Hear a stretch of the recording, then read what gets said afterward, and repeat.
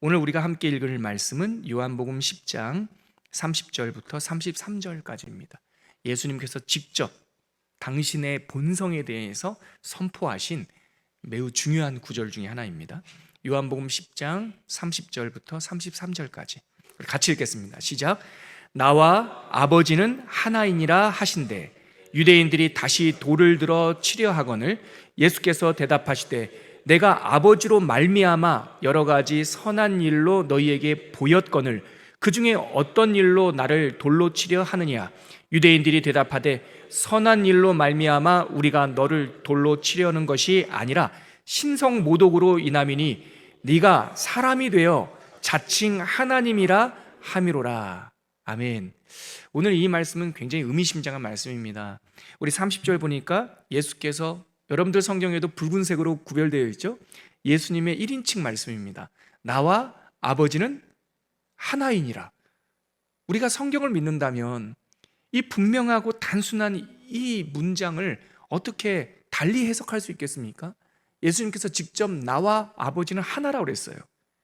근데 사람들은, 유대교, 그들의 종교의 틀 안에 갇혀 있었던 유대인들은 이 말씀을 받을 수가 없었죠. 그래서 그들이 돌을 들어서 예수님을 치려고 했어요. 진리를 믿지 않으면 그 진리는 베드로 전서에 있듯이 우리들에게 거치는, 걸려 넘어지는 돌이 돼버리고 마는 거예요. 그랬더니 예수님께서 하도 답답하셔서 도대체 무슨 이유로 나를 죽이려 합니까?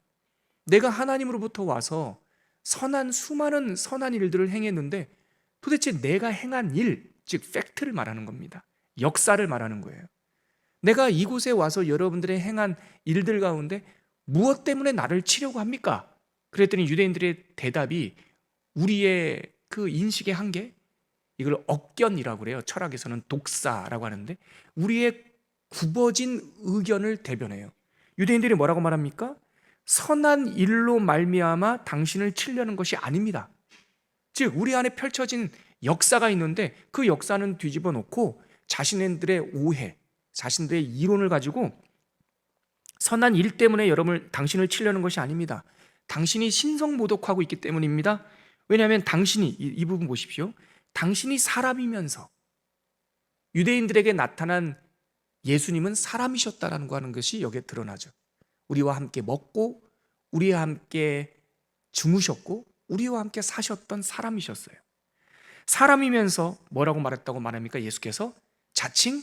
자칭은 유대인들의 해석이니까 자칭은 빼도 돼요? 사람이면서 뭐라고 말했다고요? 하나님이다 이렇게 말씀하셨다라는 거죠. 이 구절은 그저 슬쩍 시간적으로 보면은 얼마나 걸렸을까요? 이 대화 시간은 1분, 2분도 안 걸렸을걸요?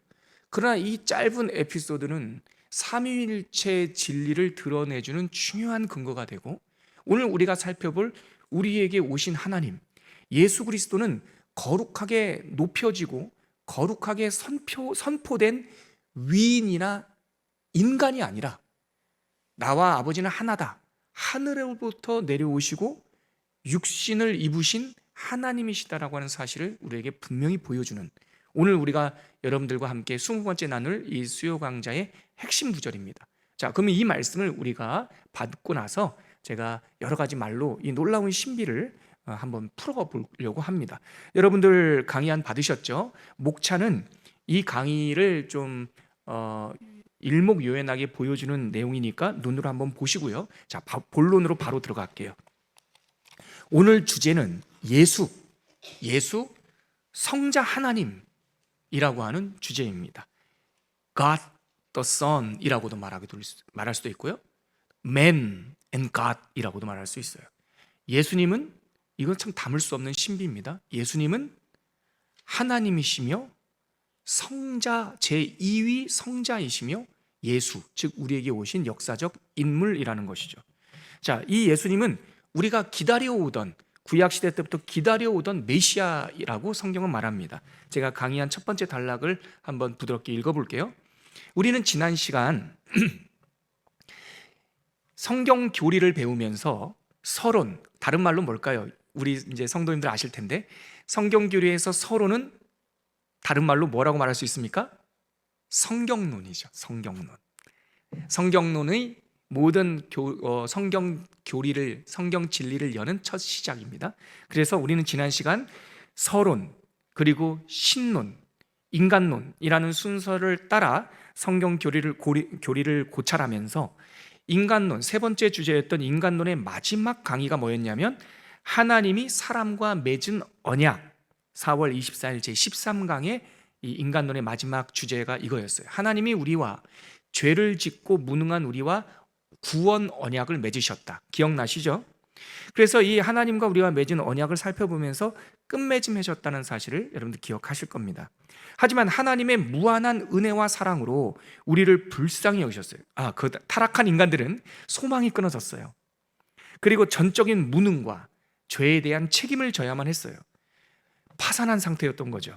하지만 하나님은 무한한 은혜와 사랑으로 우리를 불쌍히 여기셨고 놀라운 구원 계획을 자기 맹세적 언약, 스스로 반드시 너희를 구원하리라 라고 하는 자기 맹세적 언약을 수립하셨는데 우리는 그것을 히브리 말로는 브리트, 언약, 한국말로는, 우리말로는 언약이라고 배우고 있었습니다. 성경에는 그렇게 번역되어 있죠. 시대에 따라 이 언약은 다양한 모양으로 표현됐어요. 하나님의 언약은 여러분 기억나십니까? 우리가 하나님의 언약할 때 7가지 했는데 첫 번째 창세기 3장에 나오는 최초의 언약, 원복음부터 시작해서 노아 언약, 아브라함 언약, 다윗 언약 등등등 기억나시죠? 그리고 에스겔서에 가니까 내가 이 백성과 새 언약을 세울 것이다. 이게 6가지, 구약의 6가지 언약의 폼이 있었고 신약에 들어와서 7번째 마지막 언약 누구죠? 예수님. 네, 기억나실 겁니다. 구약의 6가지 형태로 또 신약의 하나의 언약의 성취자 한 인물의 내용으로 7가지 다양한 모습으로 표현되었지만 결국 하나님의 구원 언약은 하나의 언약이죠. 인류의 죄를 당신의 의로움으로 대신하실 분, 곧 인류의 죄에 대한 책임을 당신의 희생으로 대속하실 단 한 분에 대한 초점이 바로 성경 전체에 나와 있는 언약 신앙이었습니다. 그래서 인간론, 혹 다른 말로 인죄론은 필연적으로 언약의 완성자이시요 구원의 창시자이신 한 인물로 향하게 되는 것이죠. 저 한번 보시겠어요? 인간은 타락했죠. 인간은 무능, 그리고 갚아야 될 빚이, 생명빚이 산더미 같이 있어서 갚을 수가 없었단 말이죠. 하나님께서 그 죄와 그 죄의 값에서 우리를 해방시키겠다고 작정하셨단 말이에요. 그래서 그 작정이 자기 맹세적 작정으로 내가 여자의 후손으로 이 사망을, 원수를 멸할 것이다 라고 하는 원복음부터 시작해서 노아, 또 무지개 언약, 노아 언약은 무지개 언약이죠. 그리고 아브라함, 다윗, 새 언약까지 해서 쭉 진행되는데, 그래서 인간론, 인죄론, 파산한 인간의 회복은 결국 언약이라고 하는 방법으로 살 길을 찾았는데, 그러다 보니까 인간론은 끝자락에는 이 언약의 완성자이신 예수님, 다른 말로 기독론으로 향할 수밖에 없는 거예요. 그래서 성경 교리는 우리는 어떻게 하나님을 알 수 있는가? 계시를 통해서 하나님, 그래서 그 성경을 통해서 우리는 누구를 알아요? 하나님을 알아요. 하나님이라고 하는 광명한 빛을 만나니 그 빛 가운데 우리가 설 때 우리가 그늘진 사람들, 사망, 죄에 빠진 사람이라는 깨닫게 돼요. 그래서 하나님을 알면 우리가 죄인임을 아는 것으로 가게 되죠. 우리가 죄인임을 알게 돼서 절망에 빠질 때 우리의 새로운 살 길을 바라보게 되는데, 그래서 인죄론은 결국 논리적으로 기독론, 예수님을 향한 그 진리로 향할 수밖에 없는 것이죠. 그래서 말라기 3장 1절에 보면, 여러분들 강의 안에도 나와 있는데요, 우리 방송실이 준비되어 있다면 자막을 한번 보여주세요. 우리 말라기 3장 1절 같이 한번 읽겠습니다. 시작. 만군의 여호와가 이르노라, 너희가 구하는 바 주가 갑자기 그의 성전에 임하시리니 곧 너희가 사모하는 바 언약의 사자가 임하실 것이라. 이거 중요합니다. 여기서 너희가 구하는 바 주라고, 아도나이라고 히브리어로 되어 있는데, 이것은 여호와라는 것과, 구약 성경에서 아도나이와 여호와는 거의 동격입니다. 즉 너희가 구하는 바 여호와 하나님께서 갑자기 그의 성전, 그의 나라, 그의 땅에 임할 것인지, 곧 여러분들이 사모하는 바 무엇이라고 말합니까? 언약의 사자. 여러분, 이 성경이 지금 무슨 성경? 3장 1절이죠? 말라기예요. 말라기는 구약 성경의 마지막 장입니다. 마지막 성경입니다. 즉 구약 성경을 마무리할 때 구약 성경의 39번째 선지서에서는 언약의 사자가 이 땅에 임할 것이라고 하는 대망의 말씀으로 구약 성경이 마무리되는 거예요. 근데 이 언약의 사자가 마태복음을 시작하면서 세례 요한을 시작으로 준비되고 그 언약의 사자가 이 땅에 오시는 것으로 신약 성경이 시작되죠. 이 인물은, 즉 우리가 주라고 부르며 언약의 사자라고 소망했던 이 인물은 시대에 따라서 창세기에서는 여인의 후손, 그리고 여호수아서에서는 나와 같은 선지자, 그리고 시편과 역사서에는 여호와의 종, 그리고 선지서에서는 기름 부음 받은 자, 기름 부음 받은 자라는 말이 다른 말로 메시아라는 말이에요. 등 다양한 이름으로 불렸지만 결국 한 사람을 가리키는 이름이었고, 때가 참에 신약 시대가 오니까 이 언약이 옛 시대와 새 시대 모두에서 우리 주님이시자 구세주이신 예수 그리스도를 가르친다는 것을 우리가 알게 된 것이죠. 주 예수 그리스도에 대한 진리는 구속사, 즉 예수님의 하나님의 구원 언약의 중심이고 가장 놀라운 위대한 사실입니다. 예수 그리스도는 모든 역사 속에서 가장 두드러진 사건이며 예수에 대한 진리도 그래서 가장 위대한 가르침입니다. 예수 없으면 구원은 완성되지 않아요. 구약 39권을 가지고 아무리 구약을 태어날 때부터 똘똘똘똘 외워도 저 팔레스타인 땅에 살고 있는 가련한 유대인들처럼 아무리 율법을 평생 지켜도 내가 어찌하면 구원을 얻으리까 찾아왔던 예수님을 찾아왔던 그 경건한 청년처럼 아무리 윤리적인 삶을 살고 토라를 달달달 외운다 할지라도 예수를 모르면 미완성이에요. 그래서 우리는 그들만큼 종교심도 부족하고 그들만큼 어렸을 때부터 문화적으로 열심히 없더라도 우리가 복된 것은 우리는 연약하고 부족하지만 우리는 그래도 누구를 알기에? 예수를 알기에 참 복된 사람들이다. 그래서 예수께서 산상설교에서 복되어라 그대들이여 라고 하는 첫 설교를 우리들에게 8가지 복을 말씀하셨던 것이죠. 가난해도 연약해도 박해를 받아도 굶주려도 그대들이 얼마나 복된지 예수께서 우리들에게 오셨기 때문에. 그래서 기독교 신앙의 핵심, 구원의 핵심은 예수 그리스도라는 사실을 우리는 믿고 붙들어야 하는 것이죠. 그 단락의 끝에 세 번째 줄 볼게요. 그는 옛세대를 여는 창세기부터 새 시대를 완성하고 마무리하는 요한계시록까지 관통하는 주제가 바로 예수예요. 그래서 예수님께서 누가복음에 말씀하시기를 모세의 글과 선지자의 글과 시편에 나에 대하여 가르쳐진 것이 이제 밝히 드러났다라고 말씀하신 거죠. 모세 오경이 토라죠. 선지자의 글이 케투빔이라고 하는 성문서를 말하는 거죠. 그리고 선지서는 느비임, 선지서들을 말하는 거죠. 시편은 케투빔, 거룩한 문서들을 말하는 거죠. 즉 구약 성경 전체를 지칭하는 관용구가 모세의 글, 선지자의 글, 시편. 이 말은 구약 성경 전체를 말하는 겁니다. 즉 구약 성경 전체가 누구에 대한 가르침이라고 예수께서 직접 알려주셨죠? 나에 대한 말씀이다라는 거죠. 그래서 예수님은 모든 피조물이 오랫동안 고대하며 기다렸던 그 해방자, 기름 부음 받은 종, 메시아였던 것입니다. 이 사실이 로마서 8장 19절과 21절, 좀 제가 두 구절을 합쳐서 갖고 왔는데요. 우리 강의 안에 있는 그 로마서 8장 19절과 21절 붙여서 한번 읽어보죠. 같이 읽겠습니다. 시작. 피조물이 고대하는 바는 하나님의 아들들이 나타나는 것이니 그 바라는 것은 피조물도 썩어짐의 종로로 타는 데서 해방되어 하나님의 자녀들의 영광의 자유에 이르는 것이라. 여기서 피조물이 고대하는 바가 하나님의 아들들이 나타나는 것이고 하나님의 자녀들의 영광의 자유, 즉 구원의 피조 세계도 구원받길 원한다라고 하는 놀라운 표현이 있어요. 근데 여기서 우리를 조금 어렵게 만드는 것이 하나님의 아들들이라고 하는 복수가 있다라는 거예요.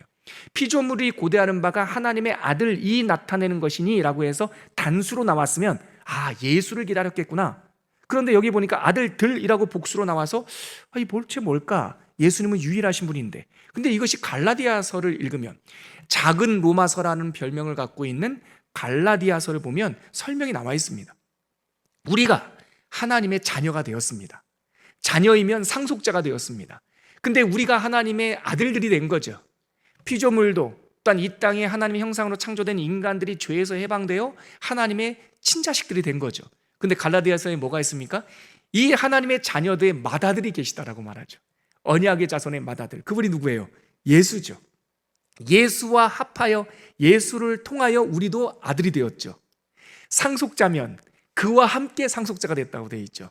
그러니까 로마서 8장에 나와 있는 하나님의 아들들, 복수로 되어 있다고 어려워하지 마십시오.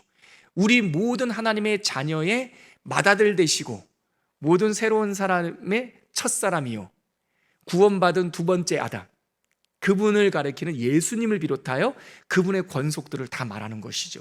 그래서 예수님을 믿고 예수로 구원받은 구원의 복음이 전파될 때 이 세계의 피조 세계조차, 돌들도 나무도 꽃들도 새와 짐승들도 해방, 자유를 누리게 될 것이라고 하는 역사가, 피조 세계가 고대하는 그 구원 이야기가 로마서 8장 19절과 21절에 나와 있는 것이죠. 자, 그러면 그 예수님께서 무슨 일을 하셨을까? 또한 그 예수님께서 어떻게 우리에게 오셨을까? 그 내용을 한번 볼게요. 1페이지 끝부분의 내용입니다. 언약의 사자요, 죄인들을 구원할 이 인물에 대한 예언은 성경 곳곳에, 구약 성경 곳곳에 있습니다. 그는 때론 왕으로 묘사되었고, 시편에 특별히 많이 그렇게 되어 있죠. 또 선지자라고 묘사되어 있고, 혹은 하나님의 사자, 역사서에도 이렇게 사자라는 표현이 많이 되어 있습니다. 하지만 그가 행하신 가장 중요한 일, 왕이라고 부르든 선지자라고 부르든 하나님의 사자라고 부르든 그 한 분, 메시아 그리스도께서 행하신 가장 중요한 일은 백성들을 죄에서 풀려나게 하는 것, 대속하게 하는 일이었어요. 기름 부음 받은 자라고 하는 뜻이 이러한 이중적, 삼중적 의미를 갖고 있습니다. 그럼 저 한번 보시겠어요? 메시아라는 말이 기름 부음 받은 자예요. 기름 부음은 무슨 뜻을 말합니까? anointing, 하나님으로부터 인정됐다라고 하는 뜻이 있고, 두 번째 기름 부음은 왕의 대관식이라고 하는 의미가 있고, 세 번째 기름 부음은 치유, 감람유로 바르다라고 하는 것은 치유하다는 것이 있는 거예요. 그래서 이 기름 부음 받은 자 메시아라는 이 예수님의 이름은 다음 시간에 살펴볼 예수님의 삼중직, 중요한 세 가지, 왕과 선지자와, 또한 왕과 선지자, 하나 더 뭐였더라? 네. 제가 순간 까먹었어요. 제가 달달달 외우는 건데, 제사장, 그렇죠. 아유, 감사합니다. 왕이요, 선지자요, 제사장으로서의 예수님의 구원사역 삼중직이 이 메시아라는 이름 속에 복합적으로 담겨 있었던 겁니다. 그런데 그래서 이 삼중직의 결론은 뭐예요? 우리를 해방하고 죄에서 구원할 것이라는 것이죠. 가장 대표적인 예언이 이사야 선지서에 나와요. 우리가 알고 있는 유명한 이사야 53장에 나와 있는 두 구절, 4절과 5절, 우리 한번 자막도 보시고 또 강의안도 보시면서 예수님이 우리를 어떻게 대속할 것인가라는 그 예언을 한번 읽어보겠습니다. 시작.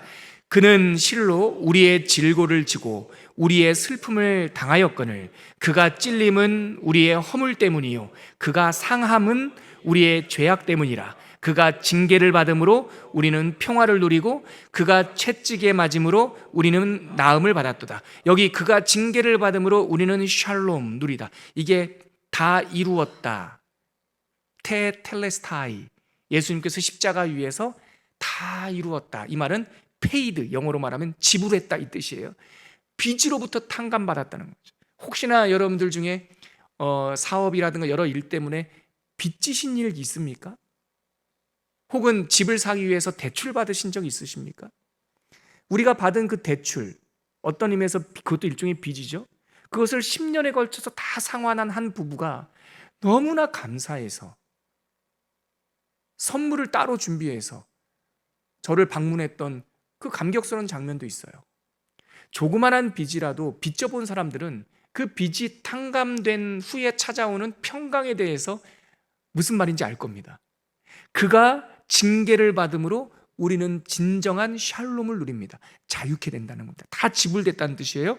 그가 채찍에 맞음으로 우리는 나음, 치료, 거듭남, 치료를 받았다라는 거죠. 이게 그가 누구입니까? 바로 메시아, 기름 부음 받은 종, 하나님의 아들 예수 그리스도에 대한 예언인 거죠. 이 인물을 보통 성경에서 제가 방금 말씀드렸듯이 메시아라고 부릅니다.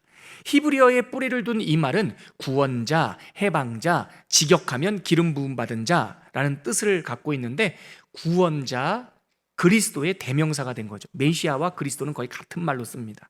그와 관련된 모든 약속과 예언들을 이 짧은 시간에 상세히 다 다룰 수가 없어요. 하지만 성경은 예수 그리스도가 모든 구약 예언과 언약, 약속의 성취라는 점을 조금도 주저하지 않고 선포합니다.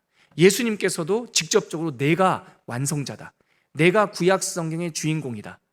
또한 로마서에 가면은 그는 언약의 율법의 마침이다, 그는 사랑의 완성이다, 그는 하나님의 공의, 의로우심이다 라고 성경에서 그저 주저함 없이 외쳐요. 예수가 구원이고, 예수가 소망이고, 예수가 우리의 믿음의 기반인 것이죠.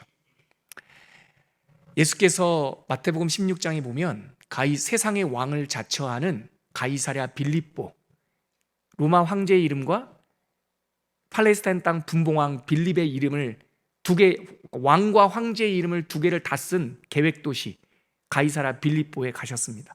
그래서 예수님께서 제자들에게 물으셨어요. 세상이 나를 누구라고 하느냐? 세상 사람들은 이런 말을 합니다. 당신을 세례 요한이라고도 말하고, 선지자 중에 한 사람이라고도 말하고, 또 엘리야라고도 말하기도 합니다. 그러자 예수님께서 떠도는 말들에 이렇게 실망하지 않으시고, 그렇다면 너희들은 나를 누구라 하느냐? 그때 우리 베드로 사도가 성령의 감동을 받아서 주는 메시아 그리스도시요, 살아계신 living now, 지금, 페노미논, 현상이 아니라 살아계신, 지금 살아계신 하나님의 아들입니다 라고 하는 위대한 신앙 고백을 해요. 그러자 예수께서 말씀하시기를, 바요나 시모나, 네가 참 복되다. 이것을 알게 하신 것은 육신, 즉 지식, 인간의 배움이 아니라 하늘에 계신 아버지가 알게 하신 것이다. 내가 이 고백과 너, 또 이중적이의 것도, 내가 이 고백과 너 위에 내 교회를 세울 것이다. 그러니까 교회가 뿌리를 놓고 있는 기반은 바로 주는 그리스도시요 살아계신 하나님의 아들이라고 하는 이 진리, 성육신의 진리, 삼위일체의 진리, 이 반석 위에 교회가 세워진 거예요. 이 반석 없으면 교회는 날마다 흔들리고 모래 위에 지은 집처럼 위태위태해서 언제 무너져도 정말 이상할 거 하나도 없는 아슬한 세상의 일이 되는 거예요. 그러나 이 주는 그리스도시요 살아계신 하나님의 아들이라고 하는 이 반석 위에 교회가 세워질 때 음부의 권세가 흔들지 못할 것이다. 하늘에 너희가 여기서 풀면 하늘에서도 풀릴 것이다. 즉 주권이 같다라는 것이죠. 그래서 이 고백 위에 세워진 교회는 하늘의 대사관이요, 하늘의 주권, 하나님의 나라의 주권이 임하는 곳이 됐다라는 것이죠. 계속 읽어볼게요. 그러면 어떻게 이 고백, 이 하나님의 대사관이 이 땅에 올 수 있었나? 그 근거가 성육신 사건입니다. 말씀이 육신이 되어 우리 가운데 거하시매라고 하는 그 주제를 한번 다뤄볼게요. 기다리던 구원자, 곧 메시아와의 만남을 생각할 때 첫 번째로 마주치는 특별한 진리, 예언은 성육신 사건입니다. 먼저 드릴 말씀은 있어요. 이 성육신, 인카네이션, 우리 안에 임재하심, 이것은 신비라는 사실이에요. 인간의 지혜와 논리로는 이 신비를 완전히 이해할 수 없다는 사실을 먼저 꼭 짚어야겠습니다. 이 한계를 인정하고 시작하는 것이 좋겠습니다. 단지 우리는 그 신비를 이해하는 것이 아니라, 깨닫는 것이 아니라 볼 뿐입니다. 볼 뿐, 체험한다는 거예요. 우리가 본다고 해서 다 아는 거 아니에요. 그러나 보는 것은 아는 것이에요. 눈을 뜨는 것이에요. 그래서 믿음을 통해 내가 볼 수 없는 세계를 보는 거예요. 히브리서 11장에는 믿음에 대한 놀라운 정의가 있죠. 믿음은 바라는 것들의 실상이요, 보이지 않는 것들의 증거다. 그러니까 이 신비로운 세계에 대해서는 세상의 인식론, 지혜와 순서가 달라요. 세상의 지혜와 세상의 인식론은 보고 알아요. 근데 하늘의 신비는 알면 보여요. 즉 믿으면 보여요. 그러니까 어떻게 우리가 성육신을 알 수 있는가? 믿음으로 알 수 있어요. 믿음으로 하나님의 신비를 충분히 깨달을 수 있어요. 그래서 구원에 대하여는 우리가 다 안다고는 말할 수 없어요. 그러나 충분히 안다라고 고백할 수 있는 거예요. 우리가 예수님을 다 압니까? 좀 주저하죠? 어떻게 다 알겠어요? 그러나 이 질문에 대해서는 여러분 담대하게 대답하셔야 됩니다. 우리가 예수님을 다 아는 건 아니지만 예수님에 대하여 충분히 아십니까? 아멘입니다. 누가 우리에게 예수님을 충분히 알려주십니까? 성령님께서 충분히 알려주십니다. 그리하여 나 자신을 바라볼 때는 부족하기 한이 없지만 구원의 역사, 구원의 사건을 향해서는 어떤 열등감도 가지시면 안 됩니다. 어떤 미심쩍은 사람이 와가지고 하여튼 희한한 것으로 우리를 꾀려 할 때 구원에 관련돼서는 누구에게도 주눅들면 안 됩니다. 누구에게도 그 사람 밑에 있는 사람처럼 이렇게 결박돼서는 안 됩니다. 나나 그나. 그러니까 여러분 이렇게 생각해 보세요. 좀 놀라운, 좀 떨리는 표현일 수 있어요. 아브라함 앞에 서서도 떨지 마십시오. 베드로 앞에 서서도 떨지 마십시오. 아브라함을 그냥 할아버지라고 부르시고 베드로를 형님이라고 부르십시오. 그리스도의 그늘 아래서는 다 같이 한 형제요 자매입니다. 우리도 충분히 하나님의 사랑을 받았습니다. 그래서 이 성육식 사건이 신비이기 때문에 우리는 우리의 지혜와 논리로 완전히 이해할 수 없습니다. 단지 우리는 믿음으로 그의 성육식 사건을 볼 뿐입니다. 그래서 요한복음에 보면 요한복음 1장 14절 보면 같이 읽어볼게요. 시작. 말씀이 육신이 되어 우리 가운데 거하심에 우리가 그의 영광을 보니에다 동그라미요. 우리가 그의 영광을 보니 아버지의 독생자의 영광이요 은혜와 진리가 충만하더라. 열왕기 하에 보면 엘리사가 그리심산의 사마리아에 있을 때 아람 군대가 이 엘리사를 먼저 결박해야 북왕국을 침노할 수 있겠다 생각해서 엘리야가 있는 산을 수많은 군대로 둘러쳤습니다. 보이는 게 없으니 엘리사의 종 게하시가 두려워 떨죠. 그러자 차분하고 평안했던 엘리사는 이런 기도를 합니다. 주여, 저 청년의 눈을 열어 하나님의 영광을 보게 하옵소서. 그가 눈이 확 열리니까 하늘에 12 사단도 더 되는 불말과 불병거가 쫙 치고 있는 걸 보죠. 여러분, 보면 두려움이 사라지죠. 눈을 열어 보니 그리스도의 영광과 하나님의 독생자의 영광과 하나님의 신비가 알게 되는 것이죠. 그래서 우리가 기도할 때 보게 하여 주시옵소서, 하나님을 만나게 해 주시옵소서, 이런 기도가 과장된 것이 아니라 아주 간절한 우리의 구체적인 기도가 되는 거죠. 여러분 그렇게 기도하시길 바랍니다. 하나님을 보게. 제가 어렸을 때 좀 철없을 때 그런 기도를 했었어요. 하도 답답해서 꿈에라도 한번 나타나 주셔서. 우리가 그리운 사람 생각하면 그런 생각하지 않습니까? 꿈에라도 한번 봤으면 좋겠다. 아니, 우리가 하나님 앞에 기도할 때 꿈에라도 한번 보게 해주세요. 이런 기도 못 하겠습니까? 우리 모세 선생님도 하셨는데 한 번만 보게 해주세요. 하나님께서 하나님의 뒷모습을 보게 해주셨죠. 그러니까 어떻게 보면 유치한 기도 같이 보이지만 순수한 기도일 수 있어요. 그렇게 궁금했던 사람 중에 한 명이 도마가 있죠. 내가 보지 않고 못 믿겠어. 내가 만져보지 않고서 내가 믿을 수가 없어. 주께서 우리를 얼마나 사랑하시는지 오셔서 만져봐라. 창자국에 손을 넣어봐라. 그리고 믿는 자가 되어라. 우리가 우리의 믿음을 위하여 소망한다면 하나님께서 마음의 눈을 열어주시지 않겠습니까? 성육신 신비도 마찬가지입니다. 성육신의 신비는 논리적 결론이 아니라 믿음의 눈으로 보아 알게 되는 신비, 진리입니다. 계속 읽어볼게요. 성경은 태초에 말씀이 계셨다. 요한복음 1장 1절 말씀입니다. 이 말씀이 하나님과 함께 계셨다. 그리고 이 말씀이 곧 하나님이다. 이 3단 논법으로 선포하죠. 그리고 분명히 아주 선명하게 이 말씀이 육신이 되어 우리 가운데 거했다라고 14절에 얘기하죠. 즉 성육신의 교리는 요한복음 1장 1절에 나오는 삼위일체 교리와 연동되어 있으며 성육신 하신 하나님 예수 그리스도를 향한 믿음은 삼위일체 신앙의 핵심이 되는 거예요. 삼위일체가 신비이죠. 성육신을 믿어야 삼위일체가 완성이 된단 말이에요. 그리고 그것은 요한복음 1장 로고스 찬미송이라고 하는 위대한 그 찬송 시에 태초의 말씀에 계시니라부터 시작해서 14절 그 말씀이 육신이 되어 우리 가운데 거하셨다까지 쭉 연결되는 완결된 하나의 선포입니다. 앞에서도 살펴보았듯이 어떤 의미에서는 전체 기독교가 복되신 삼위일체의 진리에서 자유됩니다. 제가 지난 우리 신론할 때 하나님에 대하여 할 때 삼위일체 교리에 말씀드렸죠. 삼위일체는 우리가 이해할 수 있다 없다, 이해 못한다. 이것은 선포된 신비이다. 이것은 믿음으로 받는 것이다. 수납하는 것이다. 삼위일체를 부정하면 기독교는 전체가 흔들려요.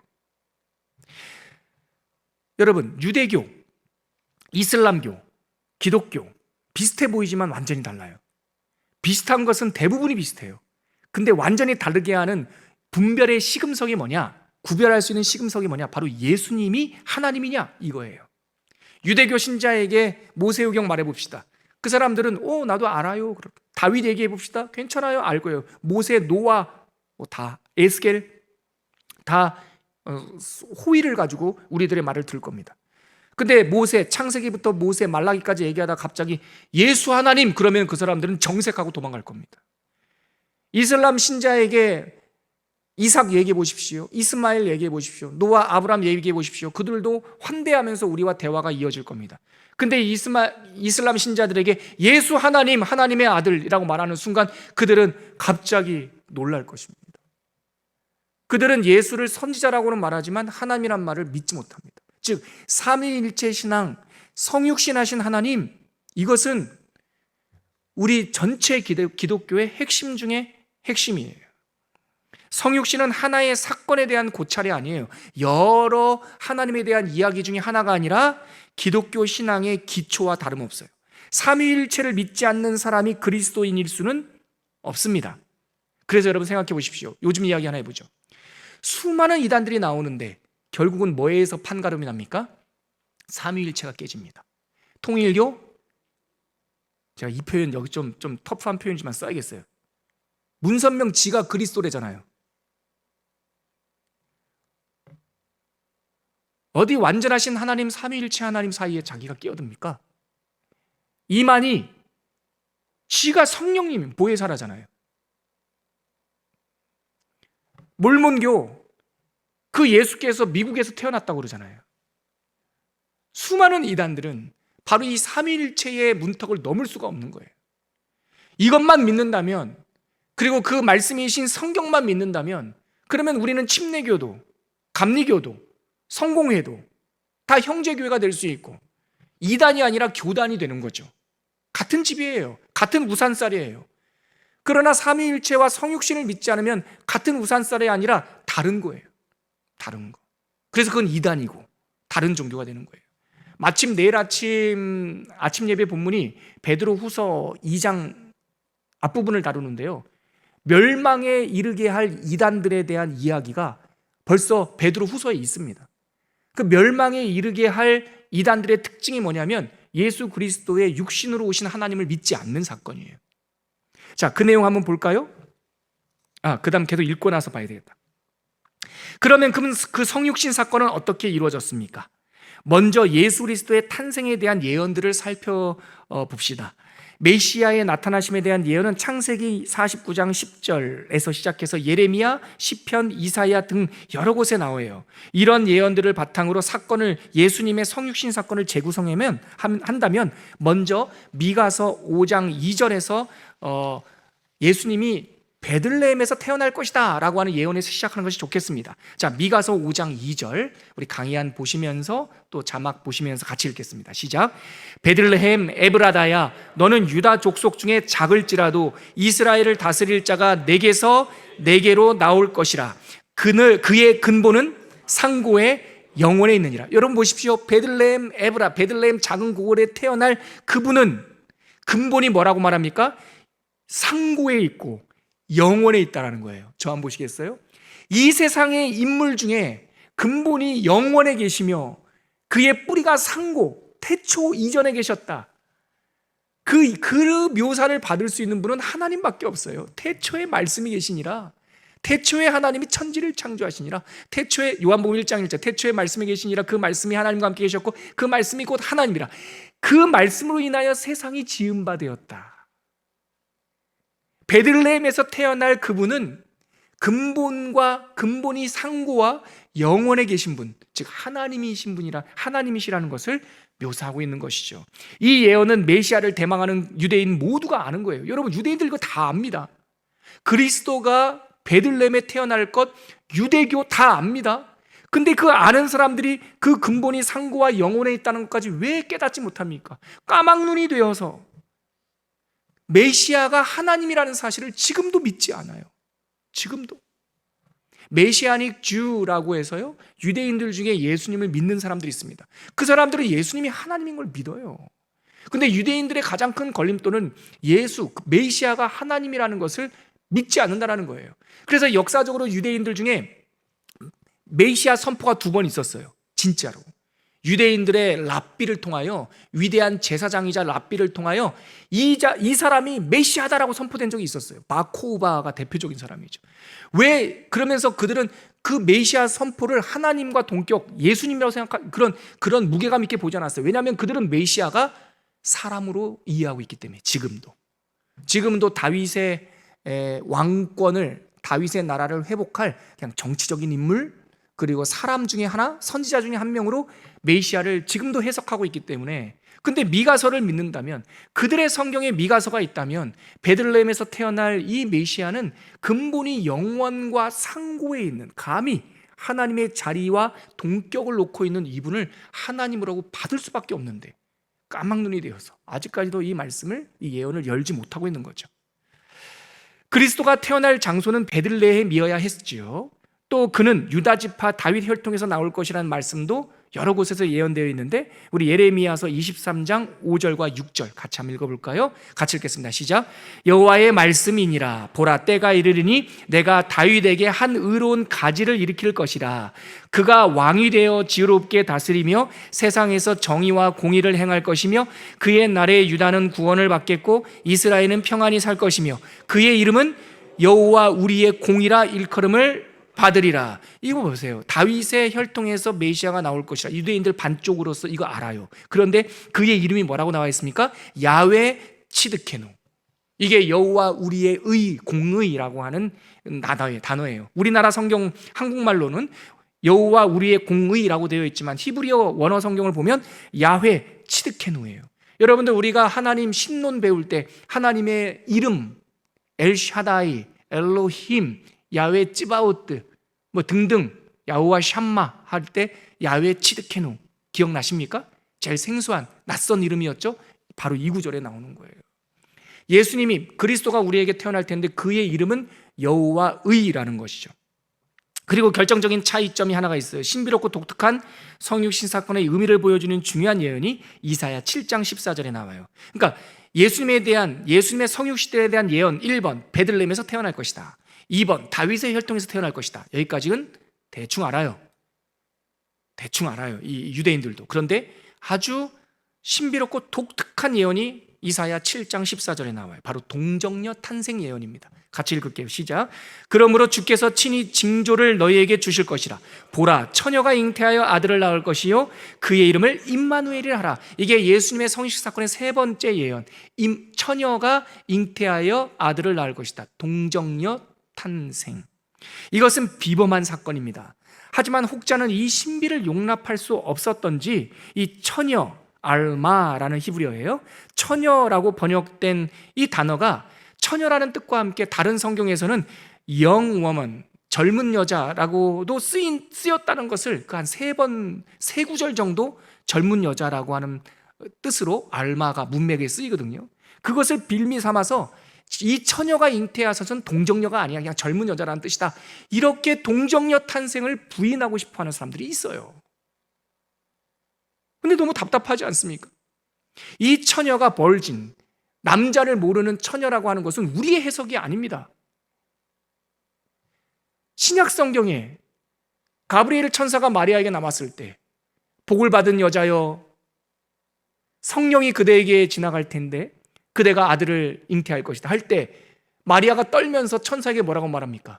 나는, 누가복음에 보면 나는 남자를 알지 못합니다. 우리의 해석이 아니라 성경에 나와 있잖아요. 남자를 알지 못하는 그 어린 여인 마리아를 통해서 예수님께서 잉태되었잖아요. 동정녀 탄생을 믿지 않는다면 성육 씨는 안 믿는 거예요. 미국의 수많은 목사들이 동정녀 탄생을 믿지 않습니다. 난 이게 이해가 안 돼요. 아니, 그 신비를 믿지 않는데 어떻게 예수께서 물 위에 걸으신 걸 믿습니까? 동정녀 탄생을 믿지 못하는데 어떻게 죽은 자가 살아난 것을, 나사로가 살아나고 예수님의 부활을 믿을 수 있단 말입니까? 여러분, 죽은 자도 살리시는 분이 처녀에게 성령으로 잉태하는 사건 못 하시겠습니까? 어떻게 예수님의 모든 기적은 다 믿는데 동정녀 탄생만은 믿지 못했겠다는 이러한 예수님의 신성을 균열시키려고 하는 이 어두운 권세의 이 유혹에 우리가 쓰러질 수 있습니까? 동정녀 탄생은 반드시 믿어야 할 성경의 가르침이자 성육신의 예언입니다. 성육신 교리의 요점을 한번 볼게요. 시간이 많이 돼서 좀 건너뛰어서요. 구약에 예언된 성육신 사건을 요약하자면, 첫째, 유다 가문에서 나실 것이다. 둘째, 다윗 왕의 후손으로 나실 것이다. 셋째, 베들레헴에서 나실 것이다. 넷째, 동정녀를 통해서 출생하실 것이다 라는 사실을 확인할 수 있고요. 더불어 그의 출생과 함께 예레미야서에 보면 유아들이 살해당할 것이다 라는 예언이 있어요. 성취되었죠? 그리고 이집트로, 이방 땅으로 피난 가신 후에 이집트에서 불러서 이방의 빛이 되게 할 것이다. 어제 화요일 용연 클래스에서 이사야를 공부했는데 이사야서를 공부하다가 바로 이 구절을 읽으면서 다 같이 이것이 누구에 대한 예언입니까? 이방의 빛이 될 것이다. 누구에 대한 예언입니까? 예수님에 대한 예언이라는 것을 그 클래스에 있는 우리 성도님들도 다 알더라고요. 근데 그것이 우리의 해석이 아니라 신약 성경에 나와요. 이방의 빛이 될, 스불론과 납달리 땅이요 그곳에 빛이 임할나라고 하는 그 예언의 성취 이야기가 마태복음에 나옵니다. 이처럼 성경에는 예수님의 성육신과 관련된 많은 구절들이 있어요. 예수 그리스도의 성육신과 관련된 구약의 예언과 신약의 성취를 바탕으로 성육신 교리의 요점을 정리해보면 다음과 같이 요약할 수 있습니다. 제가 7가지를 요약했는데요, 지금까지 쭉 설명드린 내용, 그것에 대한 요약입니다. 우리 같이 한번 읽어볼까요? 시간이 많이 돼서 제가 건너뛰려고 했는데 중요한 거니까 한번 같이 읽어보죠. 3-1번서부터 시작. 성육신의 사실은 삼위일체 교리의 근거가 되고 삼위일체 교리의 중요성을 보여줍니다. 2. 성육신 사건은 삼위일체의 두 번째 위, 곧 제2위 하나님이 사람으로 나타나신 사건입니다. 3. 그는 말씀으로 불리는 분이며 그분이 취하신 육신은 4. 이것은 또 다른 인격이 생긴 것이 아니라 제2위 하나님이 인간의 본성을 취하신 것입니다. 5. 성육신으로 인해 성자 하나님의 위격에는 아무런 변화도 일어나지 않았습니다. 6. 성육신하신 성자 하나님은 모양만 취한 것이 아니라 인간의 본성을 취하여 입으신 것입니다. 7. 태초에 있던 말씀이자 제2위 성자 하나님, 사람으로 나타나신 하나님은 예수 그리스도입니다. 이게 되게 중요한 요약입니다. 자, 제2위 성자 하나님, 지금까지 살펴본 바에 의하면 성육신 사건은 삼위일체의 두 번째 위, 즉 두 번째 삼위일체 2위 성자 하나님이 육신이 되어 사람으로 나타나신 사건입니다. 그는 잠시 겉모습을 취하시거나 임시적으로 잠깐 현현하신 것이 아니라 참 인간의 육신과 본성을 입으신 진정한 성육신이었습니다.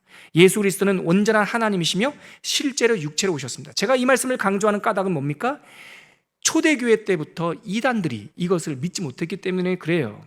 먼저 영지주의자라는 사람들은 예수님이 육신을 입으셨다는 것을 도저히 받기 어려웠어요. 왜 그들에게 이러한 고집스러움이 생겼을까요? 그리스 히랍 철학의 영향을 받아서 그래요. 히랍 철학은요, 플라톤 사상의 영향을 받아서 육신은 천한 것이요, 영적인 이데아 세계는 좋은 것이라고 생각했어요. 그래서 영적인 것만 진짜요, 이 세상에 있는 것은 그것의 그림자라고 말하는 것이 영지주의자, 플라톤 철학이었고 히랍 철학이었고, 그것으로부터 영향을 받은 이 영지주의자들은 어떻게 영원하신 하나님, 거룩하신 분이 인간을 입냐? 그건 불가능해. 그러면 예수님이 나타나신 것이 뭔가? 그냥 일루전, 환상이었다라는 거예요. 근데 예수님을 대항하던 유대인들도 아까 요한복음 보니까 내가 사람으로서라고 말하잖아요. 그러니까 유대인들조차 예수님이 사람인 것을 겪었다라는 거예요. 그리고 제가 왜 예수님의 성육신은 하나님이자 온전한 하나님이자 온전한 사람이라고 강조합니까? 두 번째, 극과 극이 통하듯 또다시 예수님의 신성을 부인하는 이단이 있었기 때문에, 영지주의자는 예수님의 인성을 부인했고, 또 다른 어떤 사람들은 예수님의 신성을 부인했는데, 그 예수님의 신성을 부인한 사람이 아리우스파라고 하는 사람이에요. 당시 이집트 알렉산드리아라고 하는 큰 지성의 도시의 장로였던, 감독이었던 사람인데요, 이 아리우스는요, 예수님이 인간이었대요. 그냥 선지자. 그런데 그의 경건한 삶과 그의 십자가 희생을 통하여 하나님의 아들로 인정되었대요. 그냥.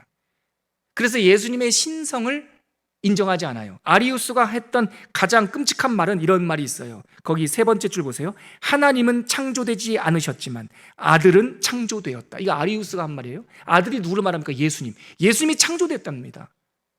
그럼 예수님이 창조됐다는 말은 예수님은 피조물이라는 뜻이에요. 피조물은 하나님일 수 없어요. 이 말재주로 은근히 예수님의 신성을 부인했고, 그는 책임지지 않고 죽었지만 그 은근한 이 미심적인 이런 주장을 따르는 아리우스파가 예수님의 신성을 부인했죠. 이 사람 때문에 우리가 교회사에서 배웠던 그 콘스탄틴 대제, 313년에 예수님을, 그 하나님을 체험했던 그 콘스탄틴, 그래서 기독교를 공인했던 콘스탄틴이 주후 325년에 니케아 교회 회의를 열어요. 니케아라고 하는 곳에서 종교회의를 열어서 이 아리우스파를 이단으로 단정을 했어요. 그러면서 그때 니케아 신경이라고 하는 전체 교회의 신앙 고백이 채택이 되는데, 거기 제가 노란색으로 밑줄 친 겁니다. 이게 니케아 신조예요. 같이 읽어볼게요. 시작. 하나님의 본질로부터 나신 하나님, 빛으로부터 나신 빛, 참 하나님으로부터 나신 참 하나님, 출생하셨으나 창조되지 않으셨고 성부와 일체로서 만물이 그로 말미암아 지은 바 되었다. 이것이 다 성경에 있는 것을 요약한 거예요. 새로운 고백이 아니라. 근데 여기서 동어 반복이 되는 거 아시죠? 하나님의 본질로부터 나신 하나님, 빛으로부터 나신 빛, 참 하나님으로부터 나신 참 하나님. 그러니까 동격이라는 것. 근데 이것이 니케아에 모인 신학자들의 결론이 아니라 성경의 말씀 아닙니까? 빌립보서 5장 11절.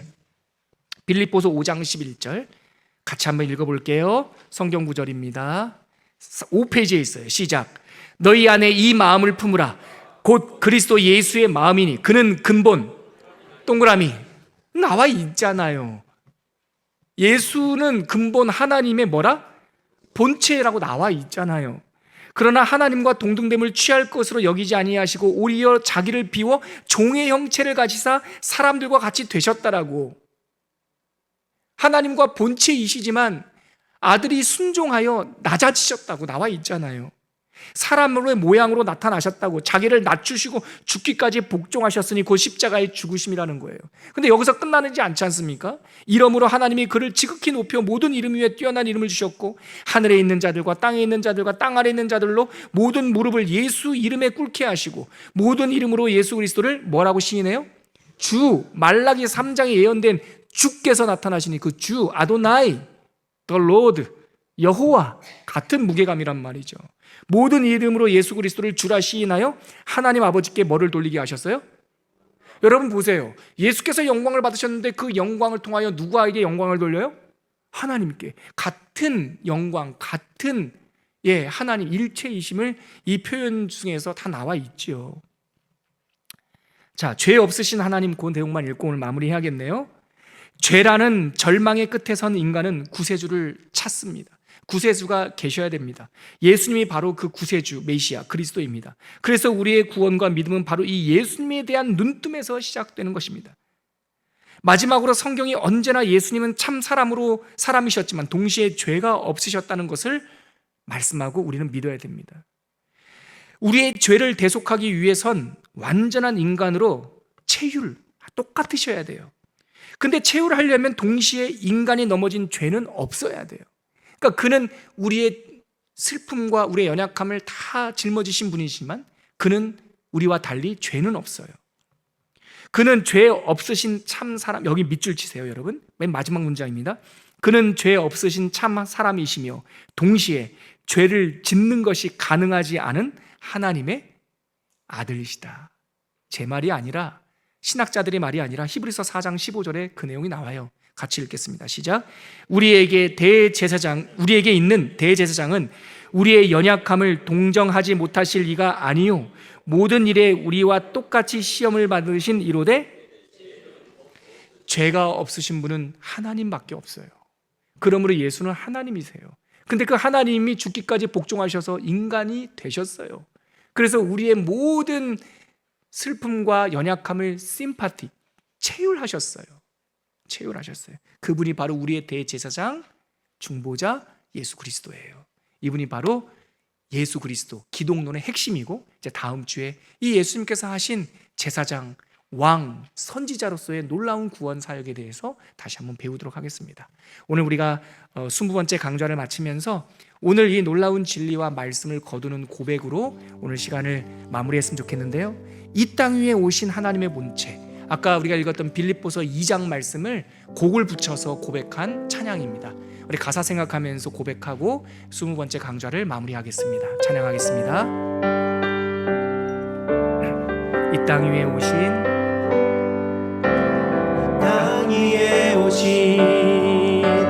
하나님의 본체 십자가에 달리사 우리 죄 사하셨네.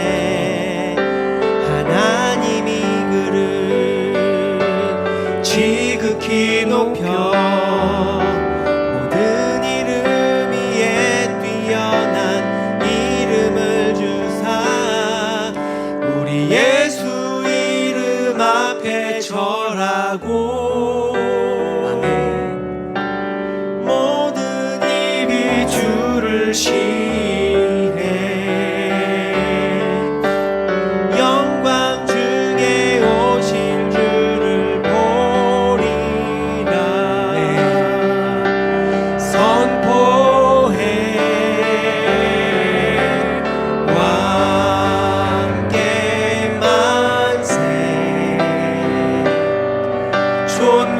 존귀와 위엄을 찬양해. 왕께 만세.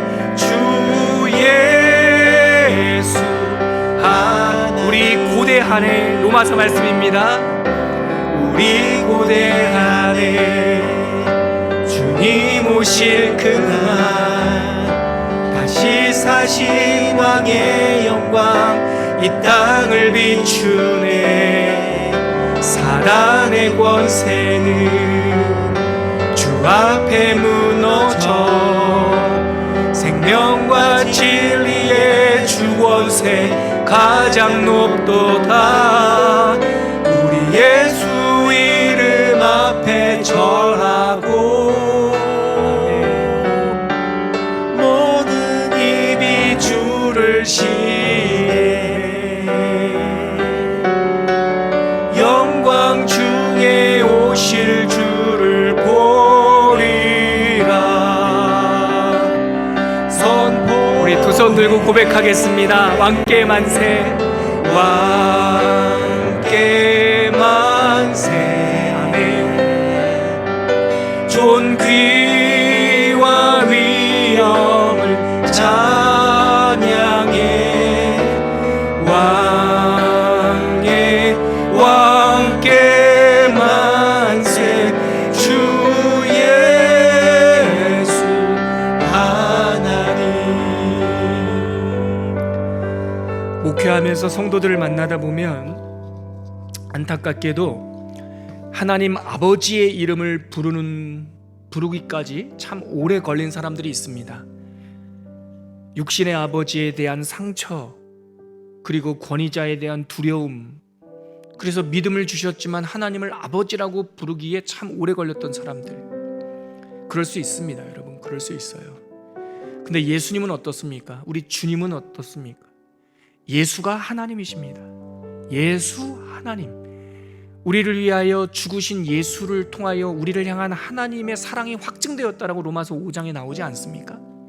예수를 한번 가슴에 담고 묵상하면서 나의 왕이신 예수님, 나의 하나님이신 예수님, 하나님의 사랑이신 예수님, 나의 해방자이신 예수님, 나의 치료자이신 예수님, 이 시간에 마음에 떠오르는 예수님에 대한 신앙 고백을 자유롭게 한번 고백하면서 우리가 마지막 기도 올려드리면서 예배를 마치겠습니다. 우리 같이 한번 예수님의 이름을 부르며 기도하겠습니다. 기도합니다.